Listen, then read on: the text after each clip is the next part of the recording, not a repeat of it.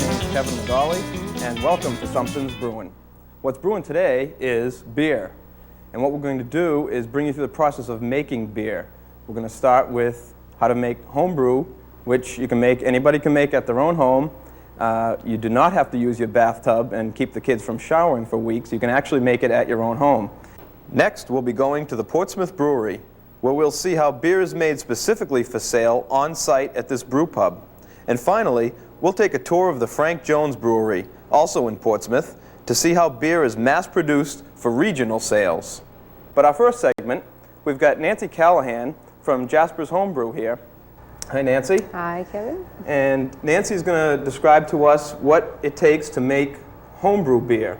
I guess this is something that's a fairly easy process. Oh, it's very easy. And why don't you describe, first of all, what kind of equipment we're going to need to make beer? Okay, well, first you need a bucket that will boil at least a gallon of water. And then you need a fermentation bucket that holds enough to make a batch. Most batches make 5 gallons, so the bucket that you need has to be more than that. This bucket's 6.7 gallons. And you need a hydrometer, which measures the specific gravity of the beer, tells you what the sugar content is at the beginning and when it's time to bottle it at the end. One of the most important things, which I left out in the beginning, is to make sure that everything is clean. So that you need, what we use is Be Bright, which is a non-sulfite, non-chlorine cleaner and sterilizer. Anything that touches the beer should be washed with this. Okay.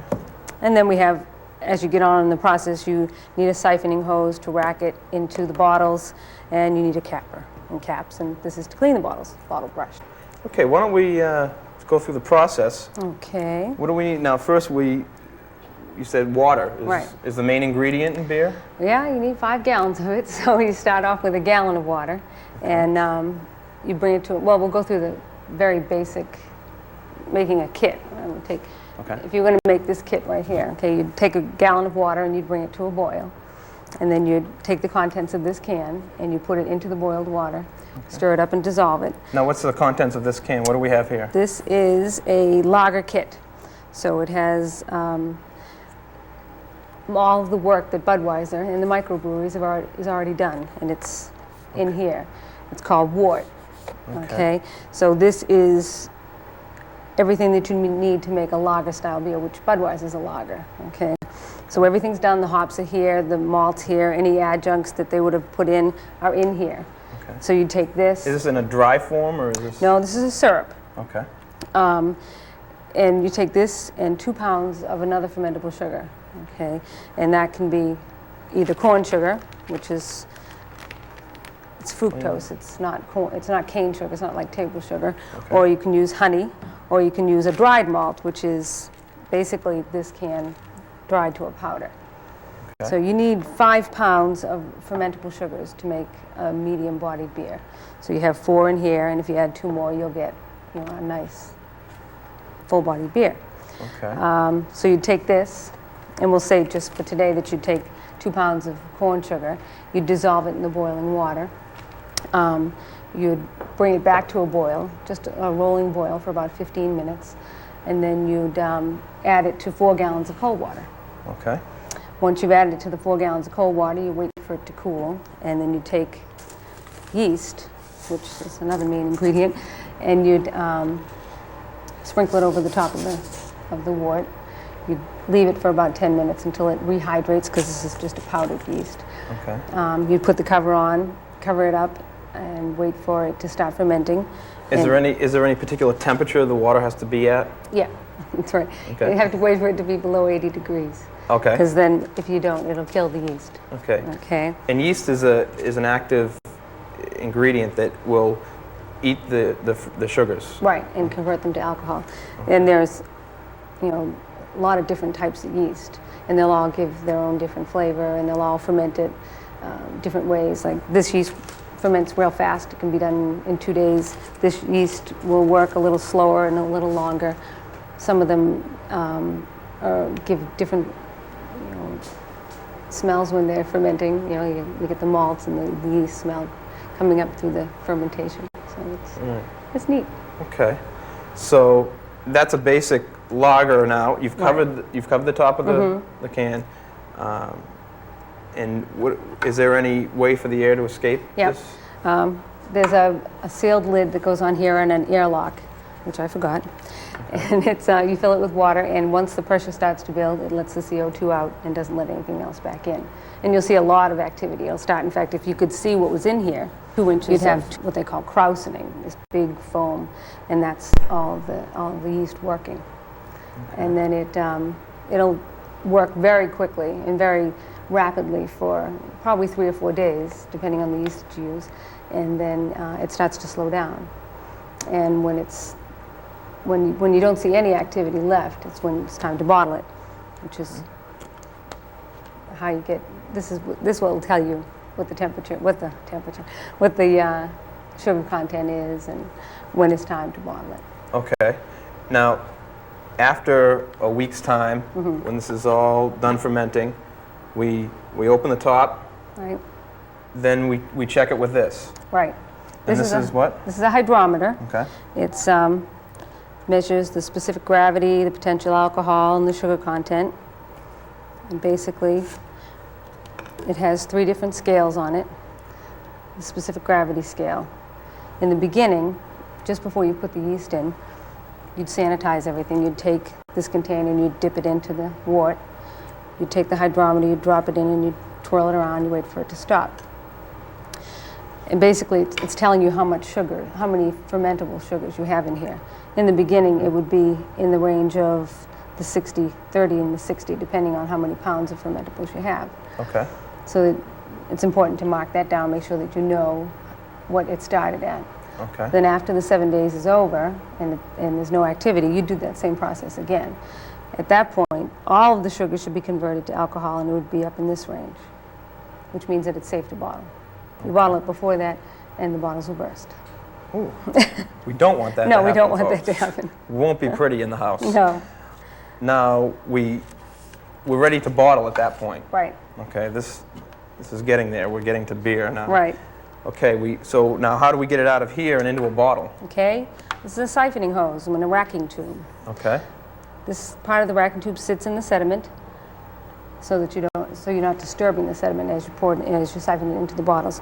Okay. You siphon it into the bottle through this, and you have to crimp the hose probably to get it into each bottle, and then you prime the bottles to get carbonation. Because once the fermentation is done, all these sugars are converted to alcohol. There's still some dormant yeast that will stay dormant until you add more sugar, and that would be the same corn sugar. Basically, you take a half a teaspoon of this sugar and you put it in each individual bottle, and then you'd siphon the beer on top of that, and then you'd cap them with the capper. Okay, so then we take a capper. We have capped. Now the beer bottles, they can't be. Can they be the twist-on kind of No, bottles? they have to be a reusable bottle. They have to be like a bar bottle, something that you'd have to take off with a bottle opener, something that doesn't have the swirls on it. If it does have a twist-off cap, the glass isn't strong enough, and it won't hold the pressure of the beer. Oh, okay. Now we take the capper, put the cap on, seal it with that. Yep, real Okay. easy. Okay. Now, next step is what do you do with the beer bottles? Do they have to sit for years or months? Right. Or? There are basically 2 types of yeast. There's ale yeast and lager yeast. Ale yeast works at a temperature between 65 and 75 degrees. Say the process that we just made was an ale. You would ferment it for 7 days in that temperature range, 65 to 75. Once you've bottled everything, you've got it all capped, you need to leave it in that same temperature for a couple of weeks so that it'll carbonate, because that yeast it'll stay dormant if it's lower than that. So you need to bring it up, leave it at that same room temperature. After that, you've got carbonation, and then you can put it in a cooler temperature. With a lager yeast, a true lager, you'd want to do at cold temperatures, 45 to 55 degrees. So that fermentation takes longer, and then when you bottle that, you need to leave it at that same temperature. Okay. So are there different kinds of beer we can make by doing this? Yep. So that's not the only way we can make beer? No, that's a very, very simplistic explanation. I mean, Those are and the it can be that. basics. easy. It can be. But it can get real complicated too. Okay. It can be just as... And do we always make it in a plastic bucket like this? You can always start in a plastic bucket, but if you, again, if you're going to do a lager, like we talked about earlier with the yeast, you'd have to do two-stage. So you'd start off in the plastic bucket, you'd transfer it to glass, and you'd leave it in the glass for 2 to 3 weeks, and then you'd bottle it. Okay. All below 60 degrees. Okay. So what kind of different beers can we make? Okay, well, we just did the lager, okay, and you can make an English ale type. This would be like a Bass ale, English ale. And then we have a bitter, which is just another name for an ale, but it's a popular English type of ale. And then we have Bock, which is a dark beer. It's actually a lager. But you can make porter, you can make stout, you can make India Pale Ale like Frank Jones, you can make cranberry ale like Sam Adams. Almost anything on the market anything, then? Yeah. Okay. Yeah. Now, what are these? I see all kinds of ingredients on the table here. Okay. What do we do with this stuff? The step that we went through before with the lager, everything that you see in front of you is already included in these. You know, the manufacturer has made this wort. It's all set. Pre-canned. Pre-canned. Just like right. Can of soup. Right, yes. All you need for a meal. If you were going to do it on your own, okay, you would take, and then we have plain malts as well. I mean, all of these come in dark, amber, and light, so that you can start off with those and make your own lager or bitter or Bock style. Okay. So you'd start with the malt. Now this is a dried malt. This would be a plain malt. That if you use 5 pounds of this, you'd have to add hops and adjuncts to make it to the style that you were looking for. If you were going to make say a stout, you'd have to use roasted barley, okay, which is what gives the stout the bite that it has. This is not malted, it's just roasted to this real dark color, okay. You'd also use black malt. These are all natural ingredients. Oh yeah, it's all grains. Okay. Yep, and it's just processed in this form. It's good for you. It's very good for you, yeah. This is crystal malt, which is another, what they call an adjunct. It's, this gives body and color to the beer. To go back to that process, if you were going to start with that process again, you'd start with cold water. You'd take this and you'd crush it like with a rolling pin. You'd put it in the bottom of the pan and you'd bring it up to a boil and then you'd take that out. And that would give you the color that you want for the beer. And same, if you wanted a roasted barley or a black, you'd do that same process. You'd put it in cold water and bring it to a boil. And then you'd add the malt. Once you've added the malt and you've got it dissolved, then you'd add the hops. So you'd have to choose the type of hop that you wanted. And hops come in a lot of different varieties, and they have what they call alpha counts. And they're, depending on the alpha count is what the bitterness is. So you'll see all these hops, Cascade 5.7 and Saaz 4.3%, and Tettnang, which is 4.2. These are the alpha counts. So these will tell you the bitterness. And depending, like Sam Adams, in his beers, uses a lot of Saaz hops and Tettnang and Hallertauer hops. Those are a lot. Most of his beers have all of those hops in them. Now what I see, these look like leaves. These look like pellets. Right. What's the difference? This is the flour. This is actually the hop flour, and this is what they call fresh hops.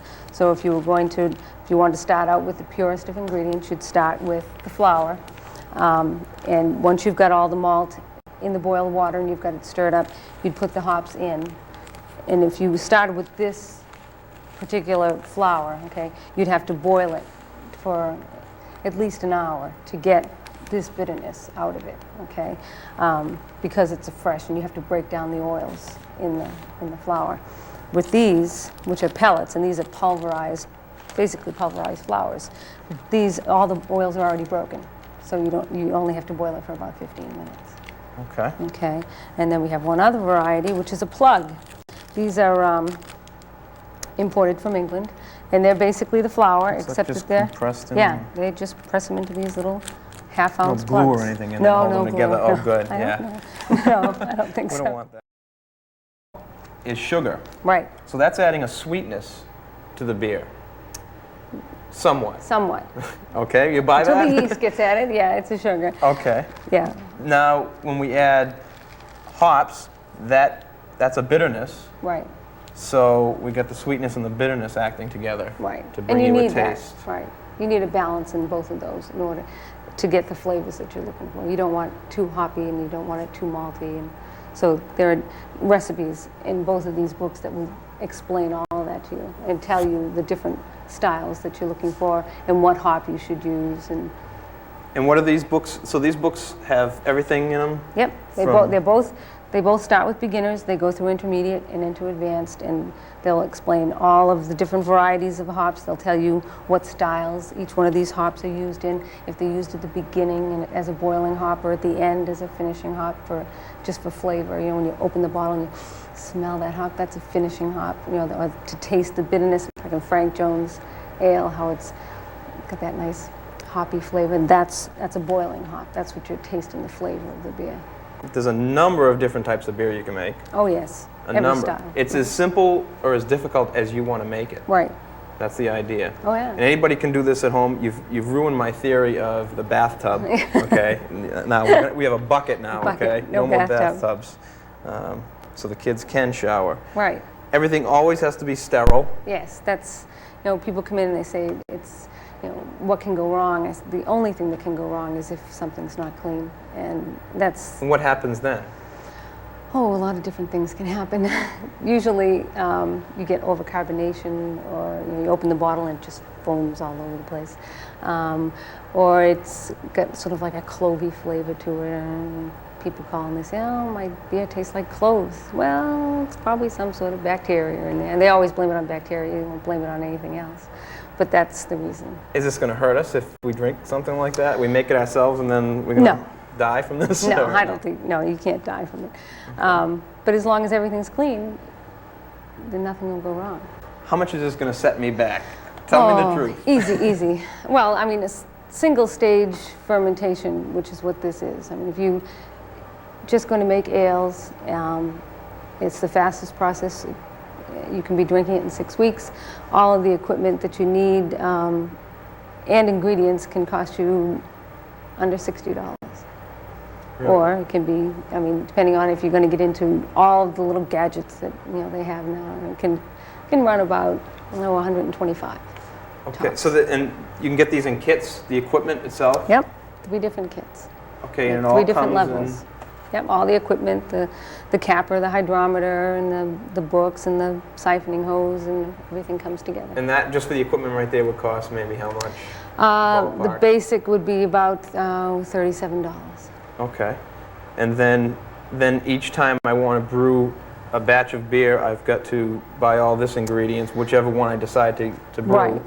And that usually runs anywhere from $12 to $30. I mean, if you want to make Guinness Stout, it's going to cost you about $30. And it's a lot of grains and adjuncts and hops, but it's like Guinness. And how much does 5 gallons make? A little over 2 cases. Okay, so you can get about 2 cases of beer even for $20 or so. Right. This is what home brewing's all about. It can be as easy or as difficult as you want to make it. Anybody can do it. Jasper's Homebrew is a store in Hudson, New Hampshire that has all the equipment, all the supplies, and so there are places around you can get this material. Next, we're going to go over to the Portsmouth Brewery, and we're going to see a brew pub. They are similar to a microbrewery, although a microbrewery would bottle their own beer and sell it. The Portsmouth Brewery just serves it at their own pub. So we're going to go take a look at them next.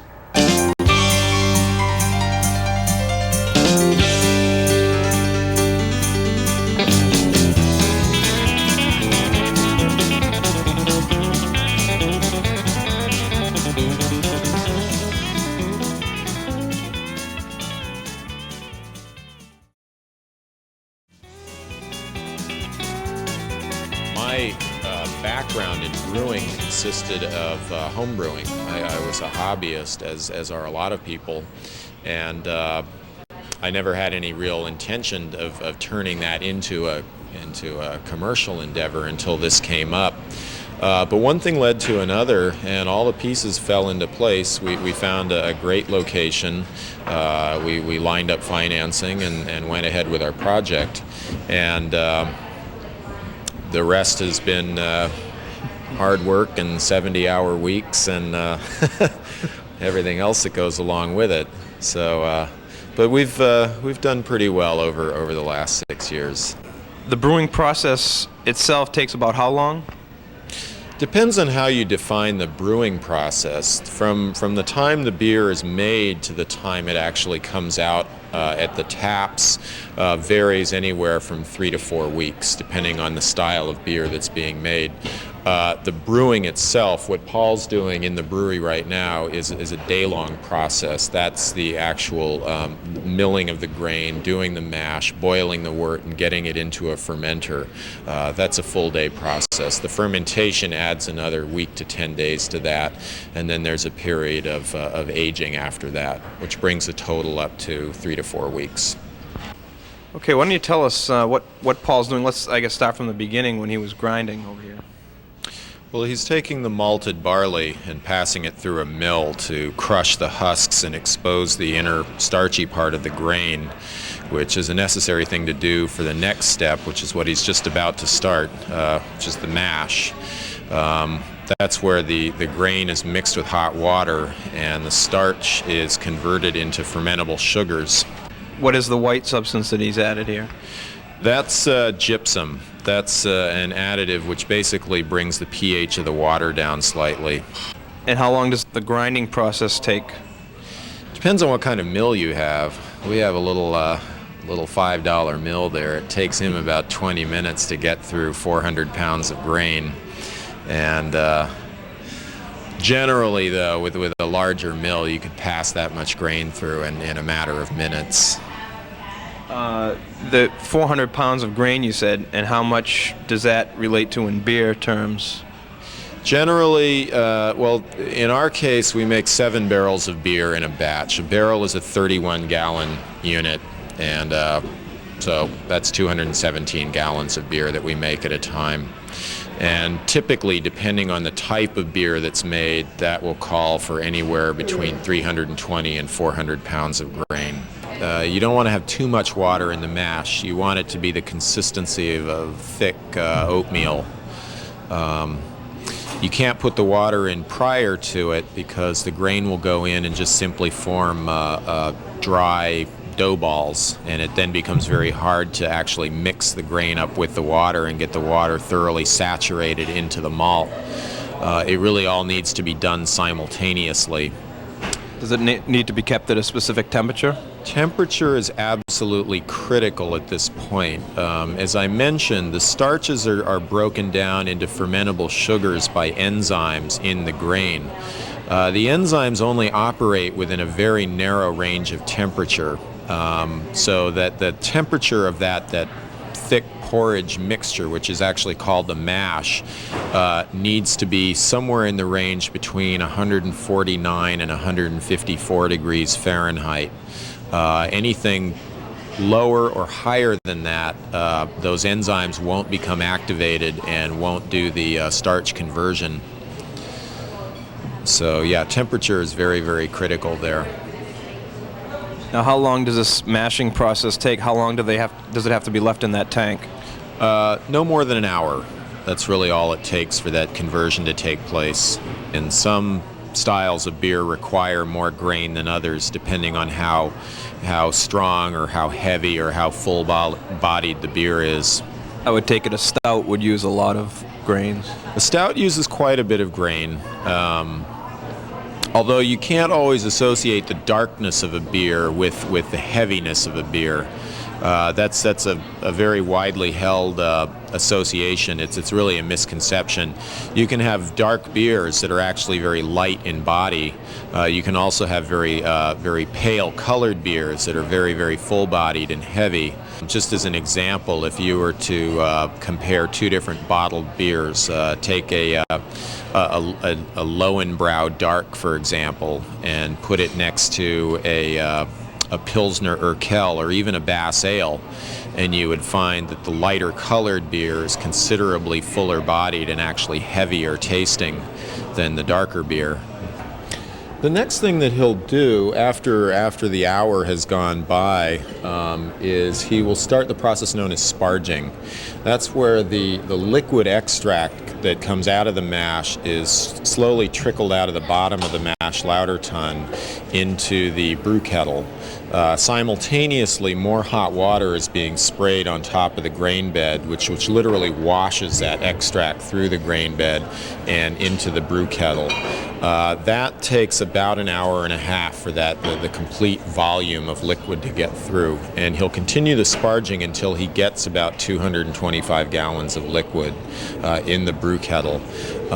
Once he's achieved that volume, he'll stop the sparging, turn the burner on under the brew kettle, and bring it all up to a boil. The boil is a critical process. A lot of chemical changes take place during the boil. In addition, that's the time when the hops are added. Hops are really analogous to an herb or a spice when you're cooking. The hops in your beer are the basil and oregano in your spaghetti sauce. They're put in beer as a seasoning. What you get out of hops really are two things: a bitter flavor, which is characteristic of beer, as well as an aromatic quality. The hops are added, like I said, they really are a seasoning in the beer. So whereas we'll use upwards of 400 pounds of malted barley to make a batch of beer, we'll use about 2 or 3 pounds of hops to season that beer. That goes in the kettle during the boil. There's an additional addition of hops at the end of the boil. The boil takes about an hour and a half. We boil our beer for a full 90 minutes. At that point, it's given some time after the boil, after the burner is cut off, for any sort of sediment or solid matter to settle out to the bottom of the kettle. And from that point, it's transferred into a fermenter. It's passed through a heat exchanger where it's cooled down from 210, 212 degrees down to pitching temperature, which is the temperature that it actually is mixed in with the yeast going into the fermenter. That will be 55 degrees for a lager beer and 65 degrees for an ale. It goes into the fermenter, mixed with the yeast and mixed with sterile oxygen, and the fermentation process starts immediately. A yeast is a single-celled microorganism that consumes sugars, as I mentioned earlier, and produces a number of byproducts, the two principal ones being alcohol and carbon dioxide. There's a host of other secondary byproducts which give characteristic flavors to the beer.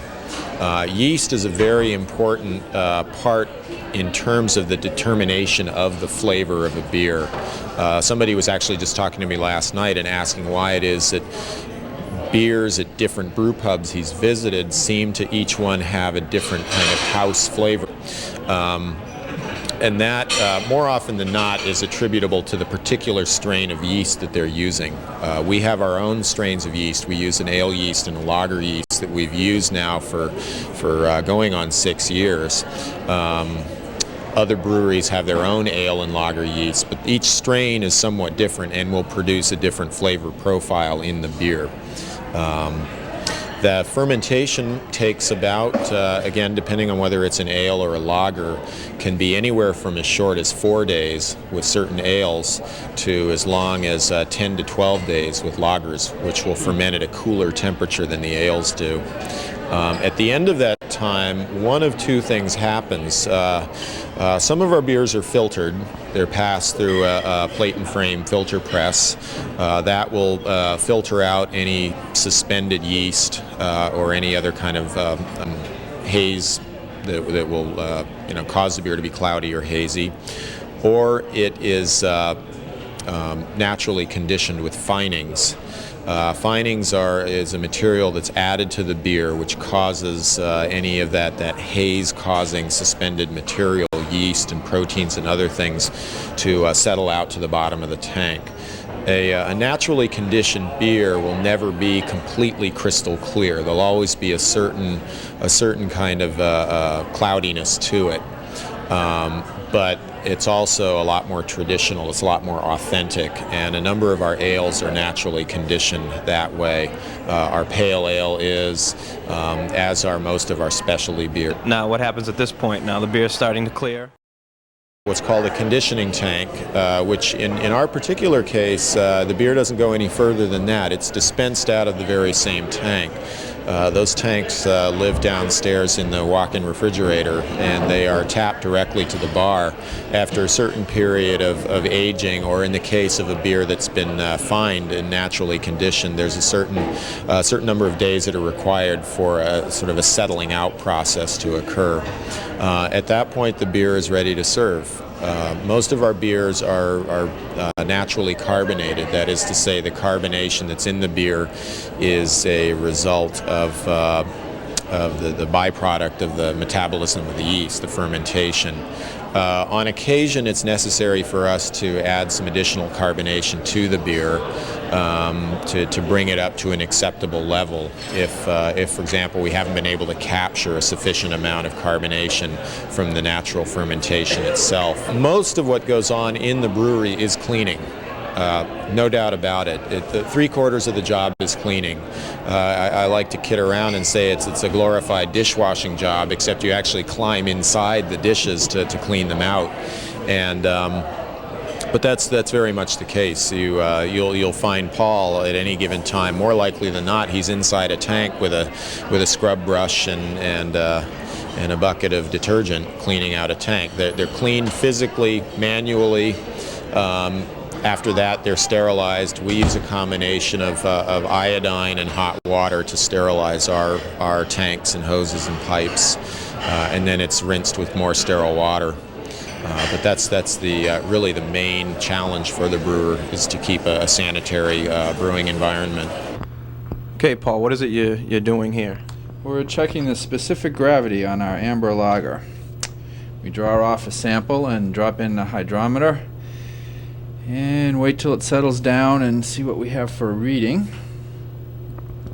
Now, what does the specific gravity tell you?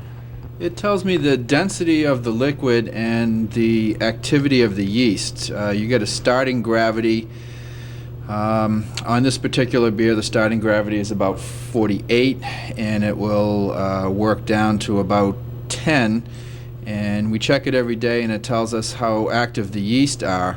And right now we have 41, and we started at 48. So the yeast are lagging a little bit right now. They're not as active as we'd like to see them, but that's fairly normal in a lager for the first day or two. Then they kick in and really go munching on that sugar, and it will attenuate out pretty well after the first few days. So the yeast actually eats the malt sugar, and it actually lightens the weight of the liquid. Yes, in two ways. It dissolves, it eats the sugar, and it produces carbon dioxide and alcohol. So the alcohol itself will also thin out the liquid. So you can actually tell the alcohol content by this also? Yes, there's formulations for that, formulas that you use to figure that out. Now, how much alcohol is typical for the beer that you serve here?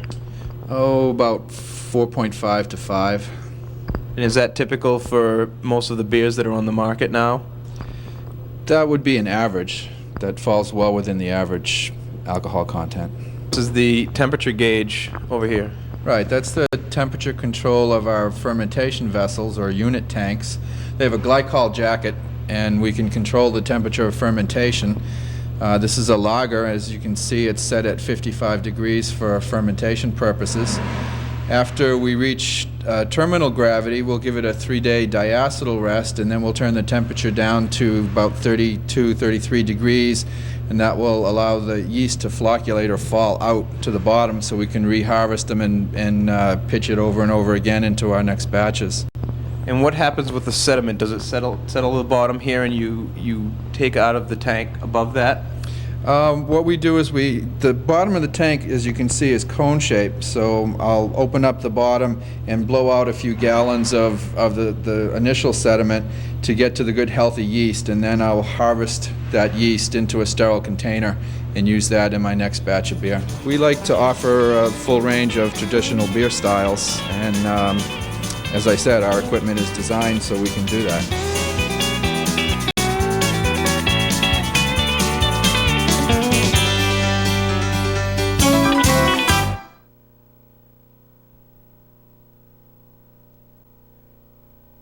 We've gone through the home brewing segment of our show, and we've also seen what the Portsmouth Brewery does as far as making their own beer and serving their own beer.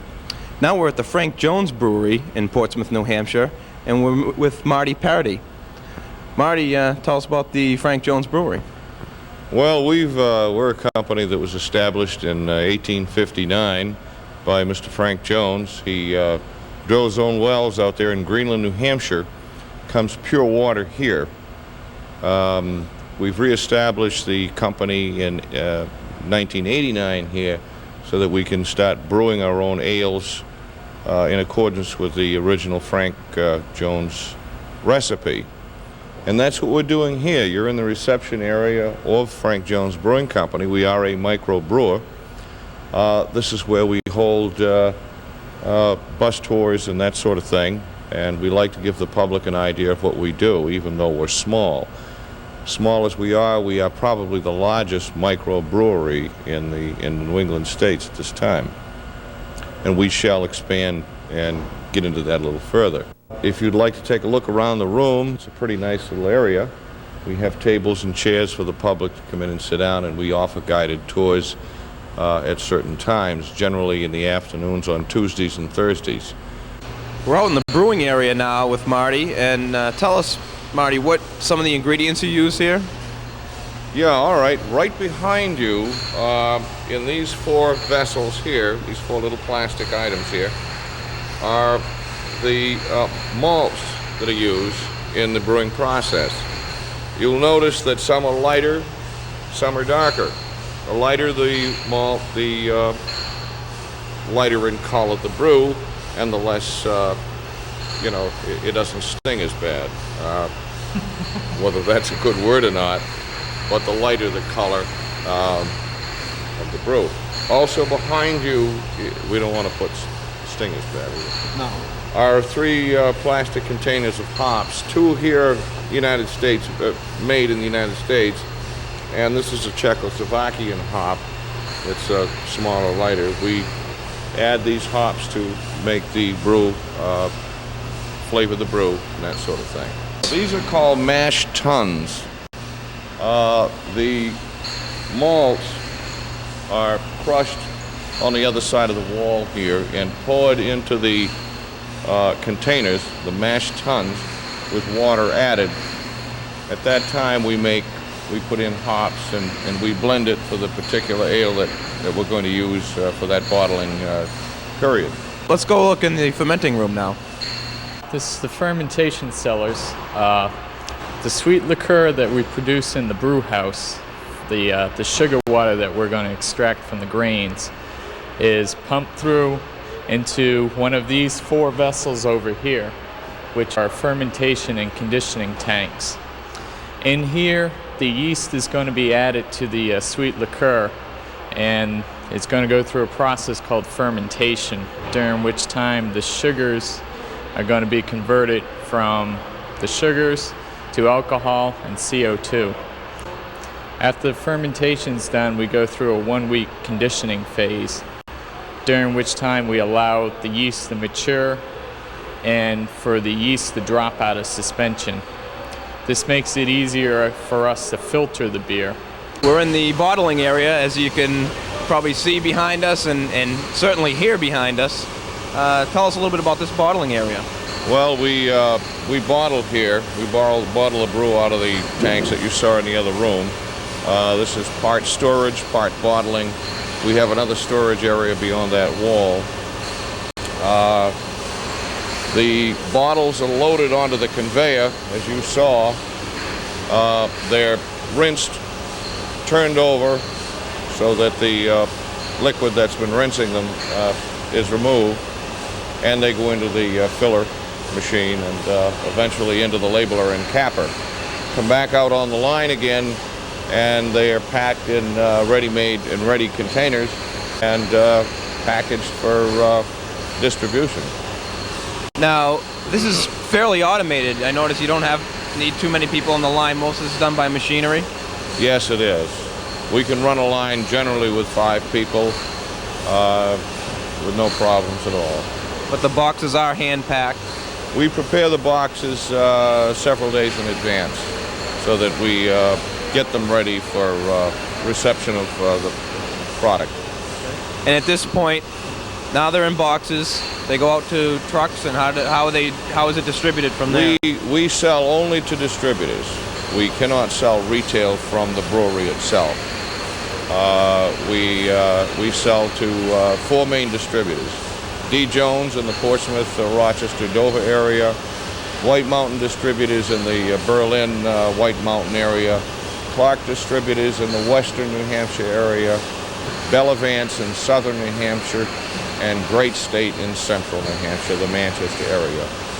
Is this something that, are you going to continue to get more distributors and try to sell this product nationwide? Is it just sold locally? Tell us where this is sold.